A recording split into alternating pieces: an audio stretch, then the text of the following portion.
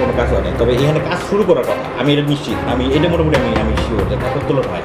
কাজটা এত নিম্নমানের কাজ যে যা চোখে পড়ার মতো। যে দুইটা বরাদ্দ এখনো কাজ সমাপ্ত হয় নাই, সেই বরাদ্দগুলো আপাতত স্থগিত রেখেছি। রিপেয়ারিং করছে, আচ্ছা একটা দুটো তিনটে রুম।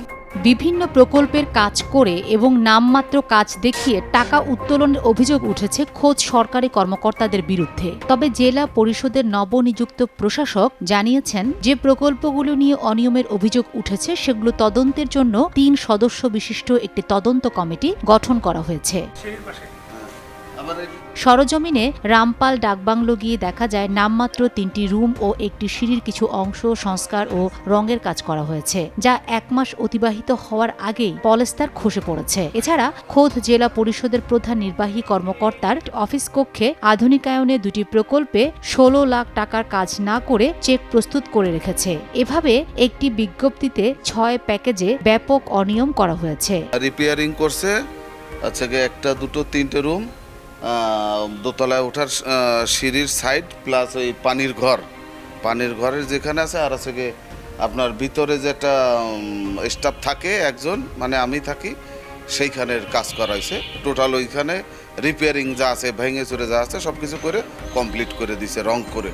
জাতীয় সংসদ নির্বাচনের মাত্র দুদিন আগে জেলা পরিষদের সহকারী প্রকৌশলী মোহাম্মদ শহীদুল আলম, সার্ভেয়ার ইমরান সহ কতিপয় অসাধু কর্মকর্তা পছন্দের ঠিকাদার নিয়োগ করে ৬টি প্যাকেজের ৩টির কাজ না করে চেকের মাধ্যমে টাকা উত্তোলন করেন। অন্য ৩টির চেক অনুমোদন দিয়ে চেক প্রস্তুত রেখেছে। তবে সত্যতা জানতে গেলে প্রকৌশলী মোহাম্মদ শহীদুল আলম তথ্য দিতে অনীহা প্রকাশ করে।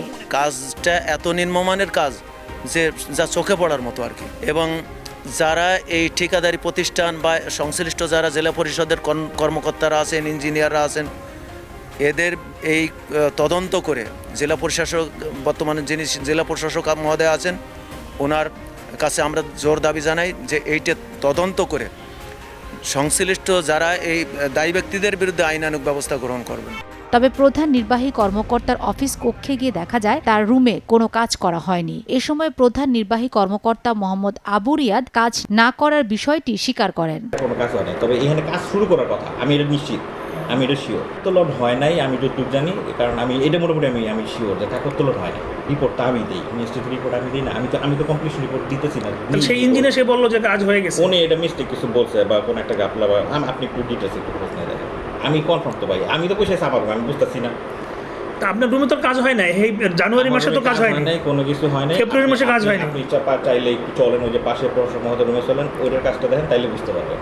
বাগেরহাট জেলা পরিষদে যে প্রকল্পগুলো নিয়ে অনিয়মের অভিযোগ উঠেছে সেগুলো তদন্তের জন্য প্রধান নির্বাহী কর্মকর্তা মোহাম্মদ আবু রিয়াদকে প্রধান করে ৩ সদস্য বিশিষ্ট একটি অভ্যন্তরীণ তদন্ত কমিটি গঠন করা হয়েছে। তদন্ত কমিটির প্রতিবেদন পাওয়ার পর যারা অনিয়মের সাথে জড়িত তাদের বিষয়ে পরবর্তী ব্যবস্থা গ্রহণ করা হবে বলে জানান পরিষদের প্রশাসক। যে সমস্ত কাজের মধ্যে আপনারা অনিয়ম পেয়েছেন সেই সবের ফাইলগুলো আপনারা দেখলেন, যে আমরা দেখলাম, দেখার পরে ইতিমধ্যেই আমরা যে 2টো বরাদ্দ এখনো কাজ সমাপ্ত হয় নাই, সেই বরাদ্দগুলো আপাতত স্থগিত রেখেছি।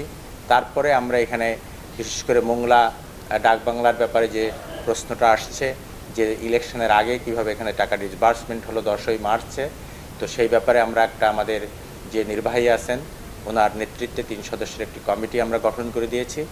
RFQ বা রিকোয়েস্ট ফর কোটেশন একটি নোটিশে মোট 6টি প্রকল্পের প্রকল্পিত মূল্য ৬৫,৭৫,০০০ টাকা। এর মধ্যে 3টি প্রকল্পের কাজ না করেই চেকের মাধ্যমে টাকা পরিশোধ করা হয়েছে। এছাড়া বাকি 3টি প্রকল্প নামমাত্র কাজ দেখিয়ে চেক হস্তান্তরের অপেক্ষায় রাখা হয়েছিল বলে অভিযোগ উঠেছে। সময় সংবাদ, বাগেরহাট।